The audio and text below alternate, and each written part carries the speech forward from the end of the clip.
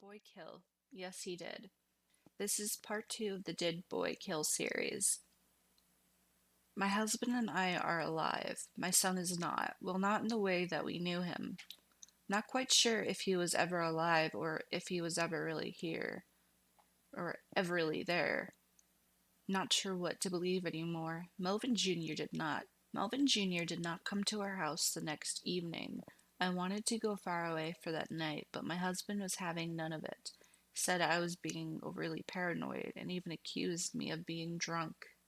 My son, of course, denied having the conversation. It was almost as if he forgot he told me about his past life or whatever it was. I made sure Timmy Jr. slept with us that night. I refused to let him out of my sight all day. The waiting and not knowing was debilitating. I remember sitting with my aunt at her house when I was 15 years old. She was waiting to hear from the authorities after getting a call that my cousin and uncle were in a boating accident. It took a week for them to call off the search. It took 2 months to be told that parts of them washed up on shore. I remember thinking back then that the knowing, though tragic, was better than the waiting. That thought held true for me. Exhausted by every panic-laced minute that passed during the day, I drifted asleep with Timmy Jr. in my arms. I awoke with a young boy, the same 8-year-old boy in the photo of the article, hovering over me about 6 inches from my face. He had what I assumed was a knife to my cheek. It was too close to my eye for me to make it out for sure. Paralyzed by fear, I lay frozen in a blank stare at this ghost. He leaned in a little closer and whispered, "Mommy, your skin. I want to peel it." I screamed in a way that seemed to vibrate the bed. As I did, my husband and son woke, and the boy from the photo lifted his knife and thrust it downward. I raised my arms to block him, and my husband leapt over to protect me and Timmy Jr. The knife went through my arms, past my husband's torso like a specter, until it landed squarely in my son's neck.